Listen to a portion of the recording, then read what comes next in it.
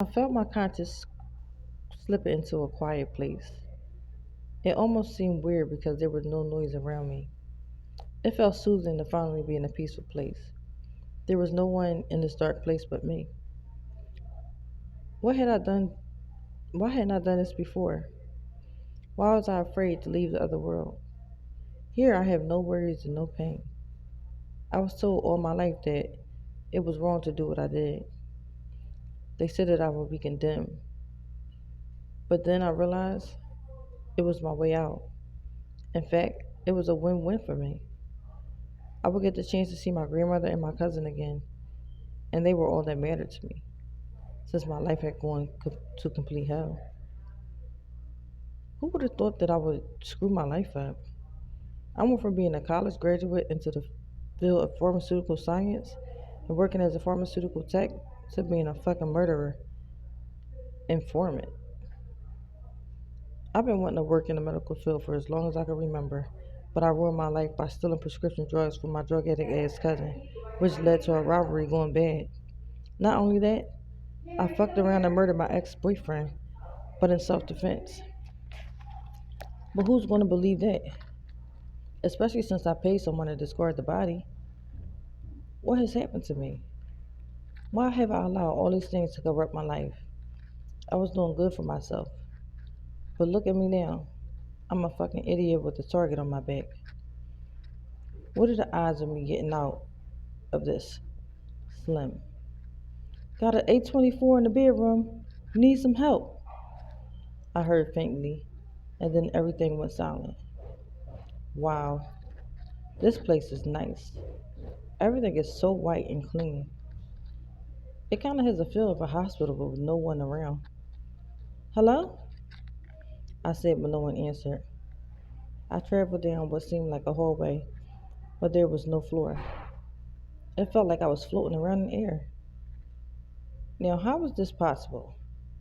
I didn't have superpowers, nor was I immortal. So, what was going on? I can tell you what's going on, said a voice behind me. I turned around. To my surprise, my grandmother was standing there behind me. Oh my God. Seeing her standing there before me, dressed in all white, took my breath away. Grandma, is that you? She smiled. Yes, it's me, sweetheart. When she confirmed to me that it was, in fact, her, I leaned in to embrace her. I thought I had lost you. I told her while I held onto her as tight as I could. No, baby, you will never lose me, she assured me. But I thought you were dead. The agent said that you and Julian were both murdered. Yes, that's true, she started, but I cut her off. What do you mean that's true? And where's Julian? I wanted to know. Things were saying we're not things she were saying were not adding up. I have passed on, darling. And as for Julian is concerned, I don't know where she is, but I'm sure she's around here somewhere. So I'm dead too? Not quite. You're in a realm that is called the afterlife. I don't understand. Listen, baby, I'm just a messenger that was sent to tell you that your work on earth is not done yet. My grandmother told me, and then she smiled.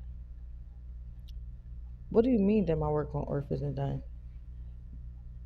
What am I supposed to do? Misty, God has a calling on your life, so he will not allow you to die. You can't get into heaven by committing suicide. He said that he's going to give you another chance to do it right. Do what right, Grandma? You're scaring me. There's no need to be scared, darling. You're going to be okay. What am I supposed to do? You're going to have to go to those agents, bring those mafia guys to justice. You're going to have to help them. Sorry for the typo. These guys have killed over a dozen people. They're into helping human trafficking, amongst some other things. There are some very dangerous people, and they're going to have to make it right. And with Terrell's family, you're going to have to tell his mother that you killed him and show her where his body is. I can't do that. I will go to prison for life if they found out what I did. I'm sorry, Misty, but you're going to have to make it right. You won't be able to make it to see me again if you don't. I covered my eyes and ears, both hands, and tried to block out every word she uttered. I mean, what kind of demands were these? I couldn't go back, testify against these guys, and then turn myself in. Who would do that? I refused to snitch on myself. The end result of that would mean that my life would be over. Misty, I know that you don't want to hear what I'm saying, but there's no other way around it.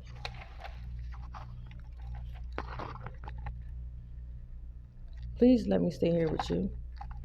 I began to sob. Tears started running down on my face uncontrollably. I leaned into my grandmother again and embraced her. But this time, I held on to her tighter. In my mind, I wasn't going to let her go. Somehow, she managed to push me away from her. I'm sorry, baby, but it's out of my hands. I can't help you right now. You gotta do the right thing, she said. And then she started stepping backwards. Grandma, where are you going?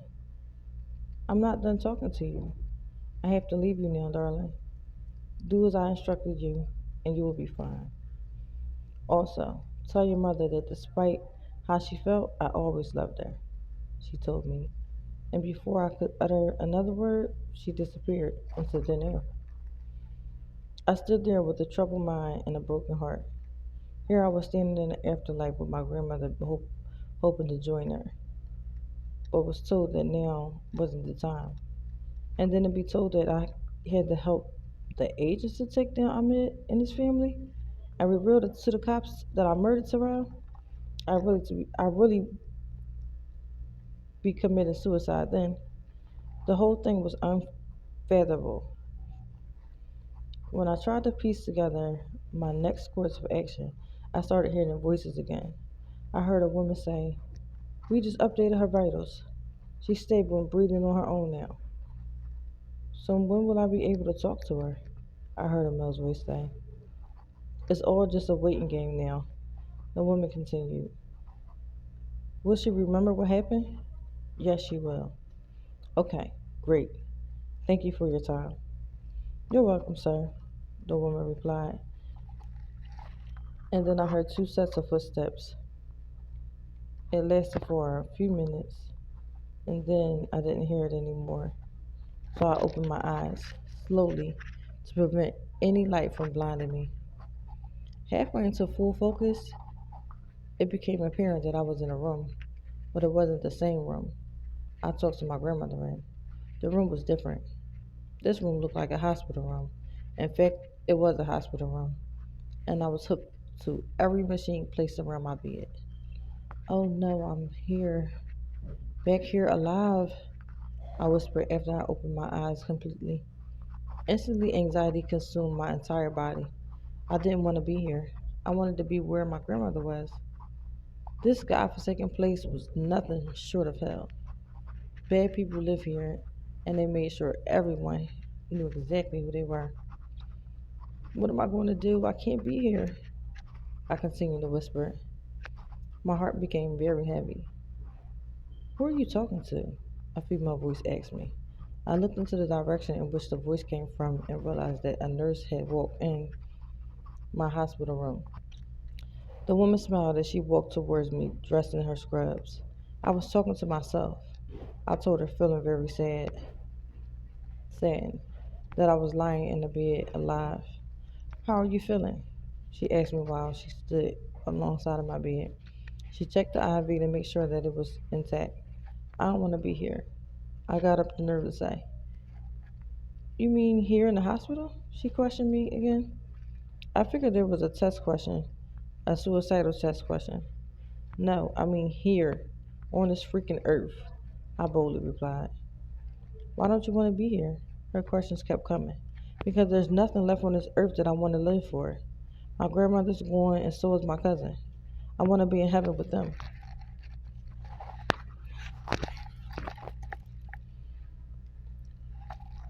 "So you are aware that you tried to commit suicide?"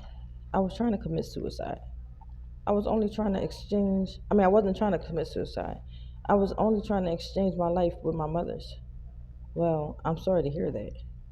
Don't feel sorry for me. Just disconnect me from all these freaking needles and tubes so I can get out of here, I said quietly, but in an aggressive manner. I'm sorry, but I can't do that. You're going to have to speak with your doctor. He's the one that would be authorized to discharge you. Tell him I said I need to speak to him right now. I'm afraid he's in a surgery right now, but I will let him know when he's done. Yeah, whatever, I said and turned my focus into the window in my room. Is there anything else I can help you with? No, you can just leave me alone. There's a couple of federal agents outside the door, and one of them instructed me to let him know when you woke up. So so I'm going to go outside and let them know. No, don't tell them anything. I just wanted to be alone. Tell them I'm still asleep. The nurse took a deep breath and then she exhaled. As you wish, she said, and then she opened the door to my room. While she tried to leave, Agent Sims met her at the door because he was trying to come in the room himself. Excuse me, he said to the nurse. No, excuse me, she replied while she scooted by him. Agent Sims smiled as he approached me. I'm glad to see you're alert, he commented. I'm not. Come on, Misty. It cannot be that bad, Agent Sims responded. You wouldn't have the slightest clue, I replied sarcastically because he didn't. I had a bunch of mess going on in my life. Shit, that would make me look like a heartless bitch. But more important, I would have to be in jail for the rest of my life. Want to talk about it? No, I don't. But I do want to get out of here. I'm sorry, but it's not going to be that simple. I'm sorry, but it's not going to be that simple. Explain it to me. Do you realize that you tried to commit suicide? If I hadn't come into the bedroom when I did, you would be dead right now. What you want me to say? Thank you for saving my life? We can start there. Newsflash, I wanted to die, and I'm glad I did it too. Because I saw my grandmother and we had a nice time talking. She held me in her arms and told me how much she loved me. So you're telling me that you went to heaven and came back. Why are you smiling? You think I'm a freaking joke? No, I don't think you're a joke. I just never talked to someone that went to heaven and came back. You know, I see people on TV claiming that they've done it. Well, I have, and I'm going back. If you were there and you liked it so much, then why did you come back? Because my grandmother said that the work here on the earth wasn't complete. She's talking about this case, huh? Oh, shut up and get out of my face. Is your life that screwed up that you want to die? Give me another chance and I will prove it to you. Your doctor has you under suicide watch, so you won't try that shit again. Are you done? Because let's keep it real. You only want me to be alive so I can help you put these guys away in prison.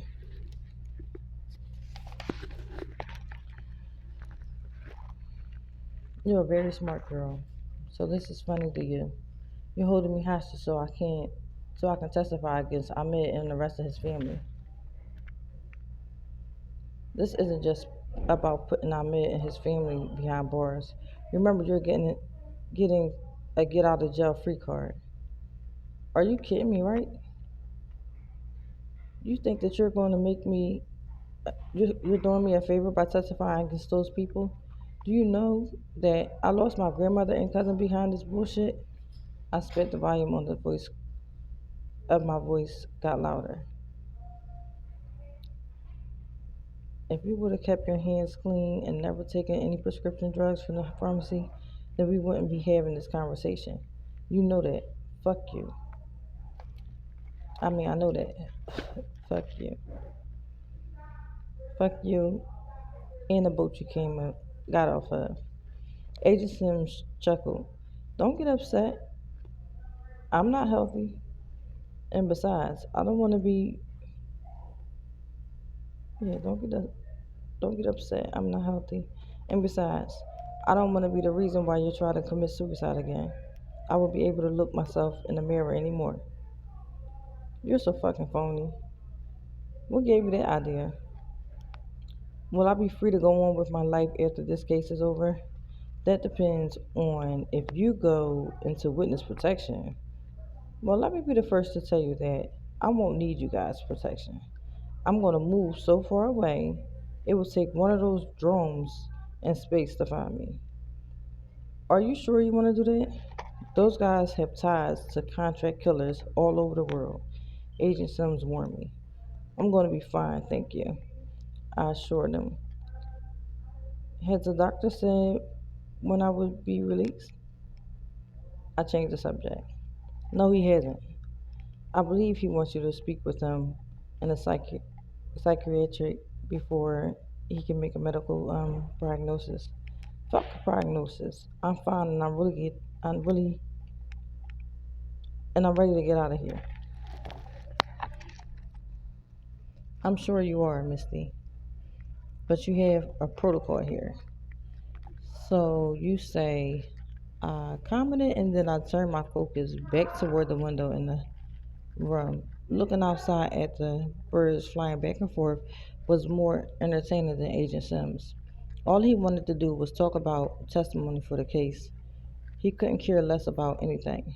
But whether he knew it or not, I had a trick up my sleeve, and he and no one else was going to hinder me from doing it. Listen, I'm going to let you get some rest. There are two agents outside your door, so if you need anything, you can let them know. Yeah, right. I said nonchalantly as I continued to look in the opposite direction.